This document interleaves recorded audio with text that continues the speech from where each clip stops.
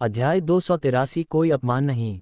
रोहित के जाने के बाद माइकल, टैमनी और बिट्टू ने महसूस किया कि उनके शरीर सामान्य हो गए हैं।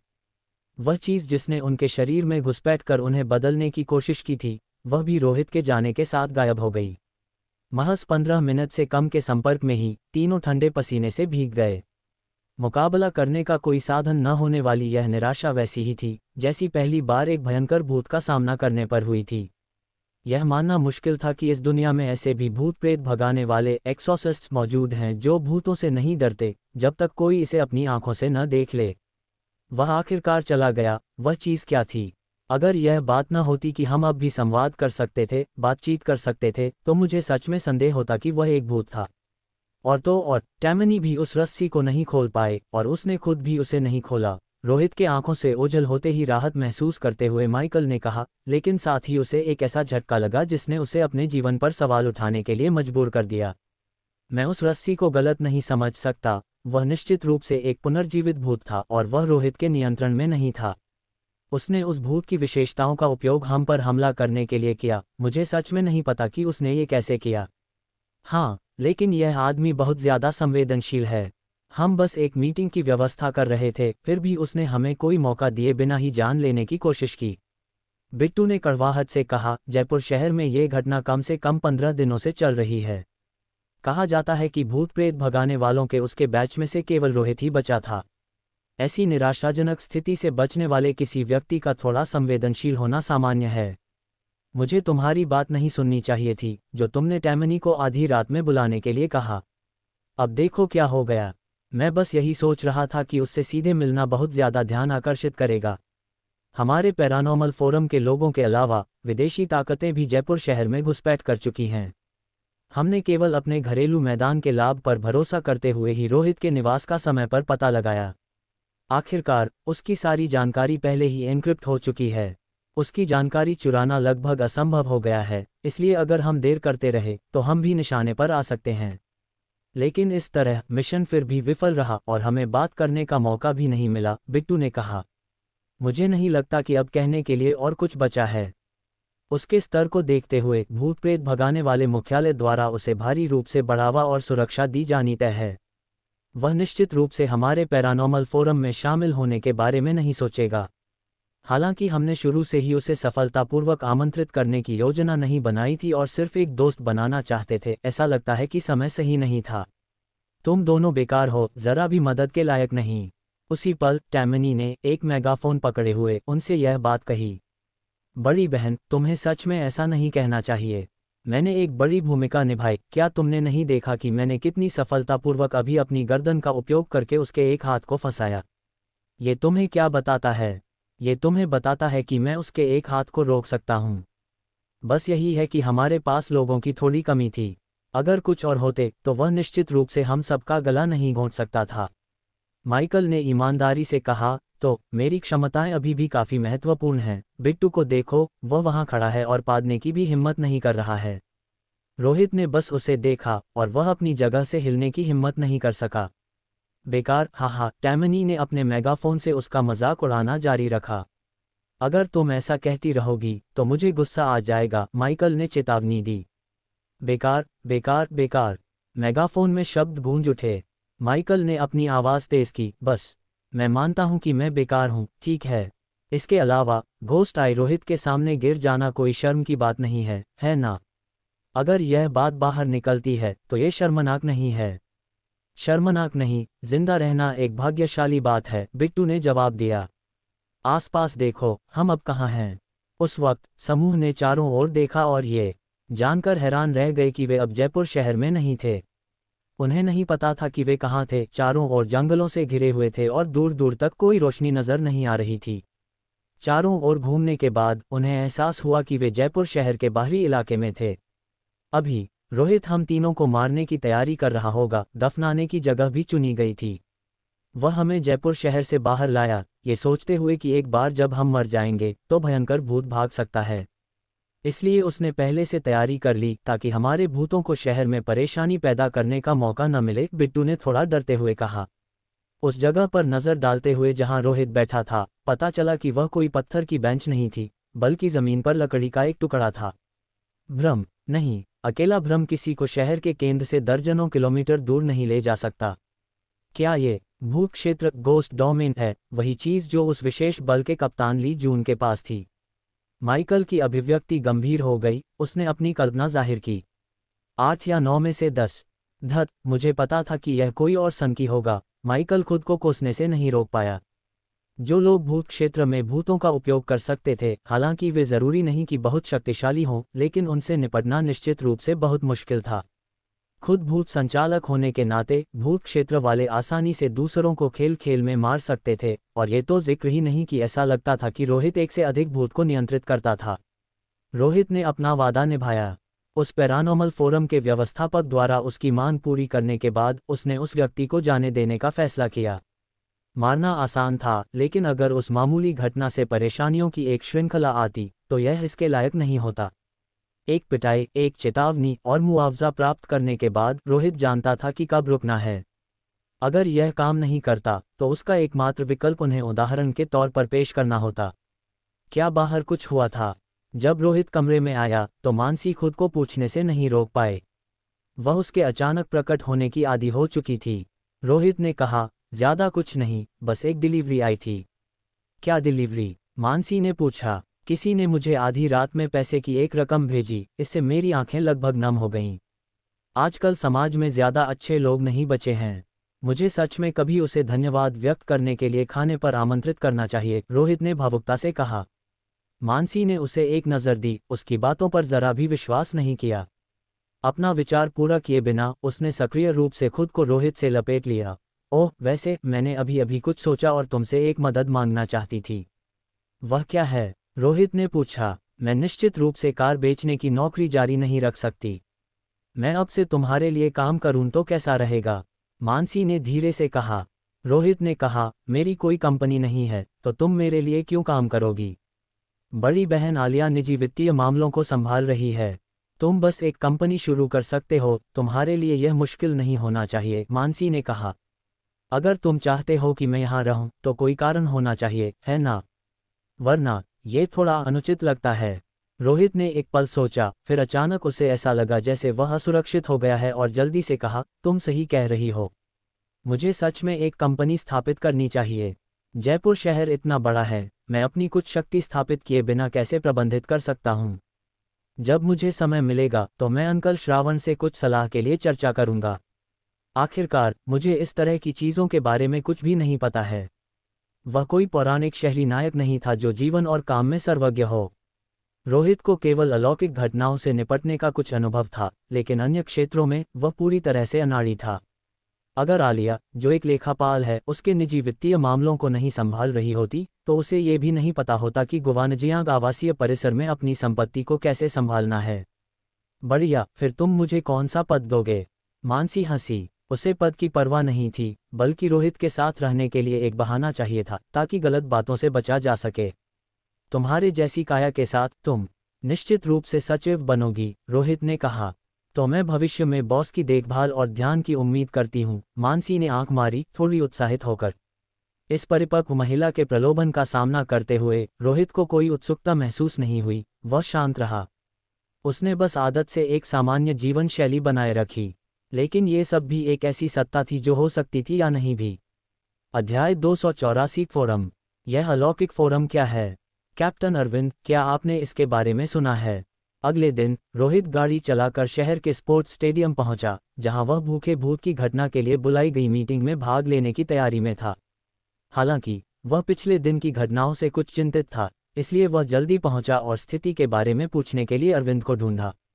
अरविंद, जो आगामी मीटिंग के लिए सामग्री व्यवस्थित कर रहे थे, एक पल के लिए रुके। अलौकिक फोरम? तुमने ये नाम कहाँ सुना? कल रात कुछ लोग गुवानजियांग आवासीय परिसर में मुझसे मिलने आए थे। उन्होंने दावा किया कि वे अलौकिक फोरम से हैं और मुझसे मिलना चाहते थे, रोहित ने कहा। थोड़ा सोचने के बाद अरविंद ने कहा, मुझे उम्मीद नहीं थी कि उनकी पहुंच यहाँ तक हो गई होगी। ऐसा लगता है कि कुछ नागरिक संगठन, अगर उन पर अंकुश न लगाया जाए तो उनका प्रभाव बढ़ता जा रहा है। मैं वास्तव में तुम्हें इन चीज़ों के बारे में नहीं बताना चाहता था क्योंकि इनमें कुछ टकराव शामिल हैं। तुम्हें इसमें शामिल करने से तुम्हें कोई फ़ायदा नहीं होगा। तुम एक अंतर्राष्ट्रीय भूत नियंता बन चुके हो और तुमने भूखे भूत की घटना को सुलझाकर महत्वपूर्ण योगदान दिया है। सीधे शब्दों में कहें, कोई भी नागरिक संगठन तुम्हारे शामिल होने के लायक नहीं है। रोहित ने कहा, मैं बस अलौकिक फोरम के बारे में थोड़ा और जानना चाहता हूँ। कैप्टन अरविंद, तुम बहुत ज्यादा संवेदनशील हो रहे हो। अरविंद का मुंह सिकुड़ गया।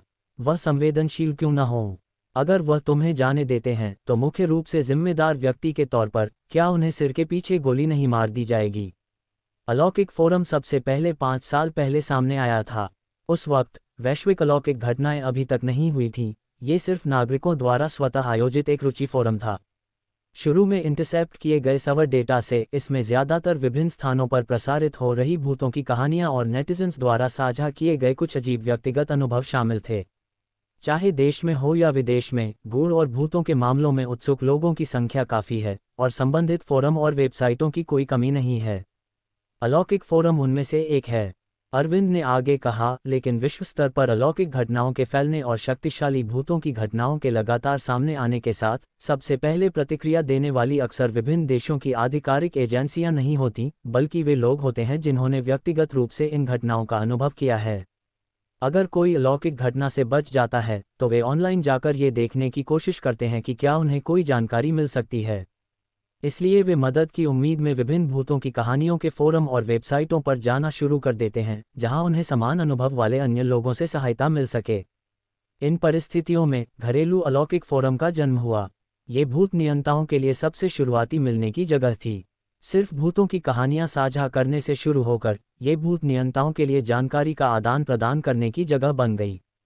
बाद में, जैसा कि तुम उम्मीद कर सकते हो, जब पर्याप्त भूत नियंता इकट्ठे हुए तो संगठन बने और गुट स्थापित किए गए। चूंकि इसकी स्थापना जल्दी हुई थी, इसलिए अलौकिक फोरम ने एशिया में भूत नियंताओं के पहले बैच को आकर्षित किया। हालांकि मुझे इसके विकास की विशिष्टताओं की जानकारी नहीं है। वर्तमान में अलौकिक फोरम एशिया में शीर्ष भूत नियंता शक्तियों में से एक बन गया है, जिसमें निर्माण, वित्त, चिकित्सा, परिवहन और इसी तरह के उद्योग शामिल हैं। इसके अलावा एशिया की अमीर सूची में शीर्ष 50 सबसे धनी लोगों में से लगभग आधे किसी न किसी तरह से अलौकिक फोरम के लोगों से जुड़े हुए हैं। ये सुनकर रोहित खुद को भौहें सिकोड़ने से नहीं रोक पाया। अब ऐसा लग रहा था कि अलौकिक फोरम का वास्तव में कुछ वजन था। अरविंद ने आगे कहा, जब देशों ने अंतर्राष्ट्रीय भूत नियंता मुख्यालय की स्थापना की तो हमारे देश ने भी एशिया प्रभाग की स्थापना की। उस समय मंत्री ने उन्हें शामिल करने की कोशिश की, ये सोचते हुए कि अगर शुरुआती भूत नियंताओं का ऐसा समूह मुख्यालय में शामिल हो जाता है तो हमारे भूत नियंताओं की ताकत और प्रभाव आसानी से अन्य देशों के लोगों को कुचल सकता है। क्या व्यवस्थापक ने अस्वीकार कर दिया? रोहित ने पूछा। हाँ, उन्होंने बहुत निर्णायक रूप से अस्वीकार कर दिया। तुम जानते हो कि कुछ लोग कैसे होते हैं, दुनिया के बारे में निंदक। और ये तो जिक्र ही नहीं कि भूत नियंताओं के पास एक एक करके अविश्वसनीय रूप से विचित्र क्षमताएं होती हैं। साधारण लोग ऐसी क्षमताएं पाकर अहंकारी भी हो सकते हैं, खुद को बहुत ऊंचा समझने लगते हैं और किसी के सामने झुकने से इनकार कर देते हैं। इसलिए शुरुआती संपर्क प्रक्रिया बहुत सहज नहीं थी, अरविंद ने कहा। मंत्री के पास समावेश के विचार को छोड़ने के अलावा कोई विकल्प नहीं था। एक समझौते के रूप में अलौकिक फोरम के अस्तित्व को मौन रूप से स्वीकार कर लिया गया। आखिरकार, तुम भूत नियंताओं के एक बड़े समूह को नाराज नहीं कर सकते। बेशक कुछ समझौते किए गए थे, लेकिन मुझे विशिष्टताओं के बारे में स्पष्ट जानकारी नहीं है। मुझे बस इतना पता है कि पिछले 1 साल या उससे अधिक समय से अलौकिक फोरम बिना किसी परेशानी के छाया में अपना प्रभाव विकसित कर रहा है। बाद में दुनिया भर में बार बार होने वाली अलौकिक घटनाओं के कारण एशिया भर में विभिन्न स्थानों पर कई भूत नियंता ताकतें उभरी, क्लब, छोटे समूह, गिरोह और इसी तरह। इसलिए मुख्यालय ने अलौकिक फोरम पर ध्यान केंद्रित करना बंद कर दिया। रोहित ने कहा, तुम्हारी बातों से ऐसा लगता है कि अलौकिक फोरम के लोग ऊंची दीवारें बनाने और प्रावधान जमा करने पर काफ़ी ध्यान केंद्रित कर रहे हैं। ये सच है, लेकिन हम इसके बारे में कुछ नहीं कर सकते क्योंकि भूत नियंता एक ऐसा समूह नहीं है जिसे प्रबंधित करना आसान हो। इन नागरिक संगठनों को भूल जाओ, यहाँ तक कि मुख्यालय के तहत भूत नियंता भी काफ़ी सिरदर्द हैं। जब तक वे खुले तौर पर परेशानी पैदा नहीं करते, हम बस आंखें मूंद लेते हैं, अरविंद ने कहा। क्या तुम जानते हो कि अलौकिक फोरम का व्यवस्थापक कौन है? रोहित ने पूछा। अरविंद ने कहा, अलौकिक फोरम के व्यवस्थापक कई बार बदल चुके हैं। शुरू में व्यवस्थापक सिर्फ एक नियमित व्यक्ति था, कुछ ट्रैफिक कमाता था और विज्ञापन पोस्ट करता था। बाद में इसके विकास के साथ एक भूत नियंता ने कार्यभार संभाला। वर्तमान व्यवस्थापक का नाम नितिन है, जो एक शीर्ष स्तर का भूत नियंता है जिसने अकेले ही एक एक क्लास अलौकिक घटना को हल करने में हमारी मदद की है। इसके अलावा मुख्यालय ने उसकी जांच की और पता चला कि वह 1 साल से ज़्यादा समय से भूत नियंता है। फिर उसने चारों ओर देखा और फुसफुसाया, अगर अरूप गुप्ता का उदय न हुआ होता तो सरकार द्वारा समर्थित हमारे अंतर्राष्ट्रीय भूत नियंता मुख्यालय की तेजी से वृद्धि के साथ इस नितिन को एशिया का नंबर 1 भूत नियंता कहना कोई अतिशयोक्ति नहीं होती। एशिया का नंबर 1, क्या वह 2 भूतों को नियंत्रित करने वाला पहला व्यक्ति है? रोहित ने पूछा। उसने पहले सुना था कि कहीं शक्तिशाली भूतों के भीषण पुनरुत्थान के दौरान किसी ने साहस करके दूसरे भूत को नियंत्रित करने की कोशिश की और सफल रहा। इस प्रकार दुनिया का पहला व्यक्ति जिसने 2 भूतों को नियंत्रित किया, उसका जन्म हुआ, जिसने विभिन्न देशों के शोधकर्ताओं को संतुलन बनाए रखने और शक्तिशाली भूतों के पुनरुत्थान की अवधि को बढ़ाने के लिए कई भूतों को नियंत्रित करने पर शोध करने के लिए प्रेरित किया। नहीं, जिसकी तुम बात कर रहे हो वह विदेश का एक भूत नियंता है। नितिन उस व्यक्ति के बाद भूत नियंता बना, लेकिन वह भी सबसे शुरुआती में से एक है। अगर भूत नियंताओं की कोई रैंकिंग होती तो यह नितिन पहले स्थान पर नहीं होता, लेकिन वह निश्चित रूप से शीर्ष 5 में होता। पर्याप्त क्षमताओं के बिना वह अलौकिक फोरम के सदस्यों को कैसे दबा सकता था? कैप्टन अरविंद ने मुस्कुराते हुए अपनी बात पूरी की। तुम्हें चिंता करने की जरूरत नहीं है, वह अलौकिक फोरम तुम्हारा कुछ बिगाड़ने की हिम्मत नहीं करेगा। कुछ संगठन शक्तिशाली लग सकते हैं, लेकिन ऊपर से सिर्फ एक आदेश से एक अलौकिक फोरम तो क्या उनमें से 10 को भी यूं ही बंद किया जा सकता है। बस यह है कि मुख्यालय फिलहाल आपसी झगड़े पर ऊर्जा बर्बाद नहीं करना चाहता। उनकी बातें सच थीं। शक्ति के विकास के मामले में भूत नियंत्रण संगठन मुख्यालय से आगे कौन निकल सकता था? मुझे अलौकिक फोरम के लोगों की चिंता नहीं है, बस यह है कि मेरे उनके साथ कुछ अप्रिय संपर्क हुए हैं। स्थिति को पहले से समझना और तैयार रहना किसी को मुझसे नाराज होने और मुझे पता चले बिना चुपके से मेरे ठिकाने में घुसने से रोकने में मदद कर सकता है, रोहित ने कहा। कैप्टन अरविंद हंसे। अगर तुम्हें और फाइलों तक पहुंच चाहिए तो जे सिटी में अपना इनाम लेने का इंतजार करो, तब तुम अपनी क्लियरेंस पहुंच का स्तर को अपग्रेड करवा पाओगे। उस समय तुम जो चाहो सीख सकते हो। रोहित जानता था कि हालांकि अंतर्राष्ट्रीय भूत नियंत्रकों के भीतर अधिकार और दर्जा समान थे, लेकिन जिन लोगों ने प्रशंसनीय योगदान दिया था और जो नवागंतुक थे, उनके बीच व्यवहार पूरी तरह से अलग था। ठीक है, अब इसके बारे में और बात नहीं करते हैं। मीटिंग का समय लगभग हो गया है। इसके लिए तैयारी करो। तुम्हें इस बार की कार्यवाही रिपोर्ट का सारांश तैयार करना होगा और तुम्हें इसे प्रस्तुत करने के लिए तैयार रहना चाहिए। ये सबसे अच्छा होगा अगर तुम दूसरों के साथ कुछ अनुभव साझा कर सको, क्योंकि तुम इस समय अकेले व्यक्ति हो जिसने वास्तव में एक एस रैंक अलौकिक घटना को हल किया है, कैप्टन अरविंद ने कहा। रोहित ने शांत भाव से जवाब दिया, मैं अपनी पूरी कोशिश करूंगा। वैसे अगर मीटिंग के दौरान कोई आपत्ति उठाता है या ऐसा कुछ करता है तो बेझिझक उन्हें नज़रअंदाज कर दो। यदि आवश्यक हो तो तुम उन्हें सीधे दबा भी सकते हो। अब तुम उन लोगों को संभाल नहीं सकते? रोहित ने पूछा। कैप्टन अरविंद अजीब तरह से मुस्कुराए, ऐसा नहीं है। बस यह है कि कुछ लोग ये देखकर कि तुमने एक एस रैंक अलौकिक घटना को हल करके योग्यता हासिल की है, थोड़ा असंतोष महसूस कर सकते हैं। तुम जानते हो कि भूत नियंत्रक कितने सक्षम हैं, हर कोई अजीब और भयानक।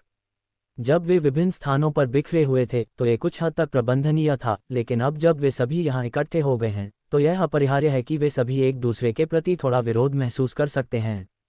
हालांकि ये बैच अभी भी अपेक्षाकृत अच्छा है। उन उपनिदेशकों को जिनका रवैया और भी बुरा है, उन्हें तो सूचित भी नहीं किया गया ताकि उन्हें बम्बों के एक गुच्छा जैसा होने से रोका जा सके जो किसी भी क्षण फटने के लिए तैयार हों। कैप्टन अरविंद, मीटिंग 10 मिनट में शुरू होगी, कृपया खुद को तैयार करें, उसी क्षण एक कर्मचारी सूचित करने आया। ठीक है, मैं वहीं हूँगा। रोहित, मुझे अब जाना होगा। अगर तुम्हें कोई समस्या है तो तुम मुझसे कभी भी संपर्क कर सकते हो। कैप्टन अरविंद ने सिर हिलाया और पहले चले गए। उनके जाने के बाद रोहित ने देखा कि भूत नियंत्रक विभिन्न मार्गों से जिम में प्रवेश करना शुरू कर रहे थे। वह इन लोगों को पहचानता नहीं था। नहीं, सभी को नहीं। रोहित ने एक परिचित चेहरा देखा। यह एक लंबी महिला थी जिसके सिर के पीछे पोनीटेल बंधी हुई थी। उसने अंतर्राष्ट्रीय भूत नियंत्रकों की वर्दी पहनी हुई थी और एक सैटेलाइट पोजिशनिंग फोन पकड़े हुए उसकी ओर आ रही थी। Ghost face Sunita. रोहित की नज़र थोड़ी बदली, उसे उम्मीद नहीं थी कि उसे भी समर्थन के लिए बुलाया गया होगा। हाय रोहित, तुमसे फिर मिलकर अच्छा लगा। सुनीता एक हल्की मुस्कान के साथ पास आए और उसे अभिवादन किया। तुम्हारी पोनीटेल लगभग तुम्हारे सिर के ऊपर तक कंघी की गई है, उस चेहरे के साथ तुम ज्यादा देर तक जिंदा नहीं रहोगी, रोहित ने टिप्पणी की, उसकी पोनीटेल की ऊंचाई से उसकी स्थिति का निर्णय करते हुए। लेकिन कौन जानता था, सुनीता के जेट ब्लैक बालों के नीचे छिपे एक भयानक चेहरे पर एक अजीब मुस्कान थी। मैं इतनी जल्दी नहीं मरने वाली, सुनीता ने कहा। पिछली बार के लिए मैंने तुम्हें धन्यवाद नहीं दिया और तुम्हारे प्रति मेरे कुछ अनसुलझे एहसास विकसित हुए हैं, मुझे सच में माफ़ करना।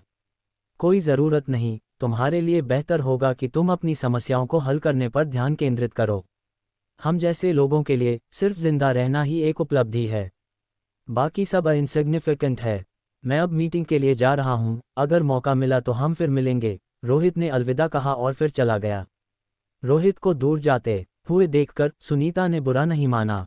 वह जानती थी कि यह आदमी मुश्किल है और इसके साथ निभाना आसान नहीं है।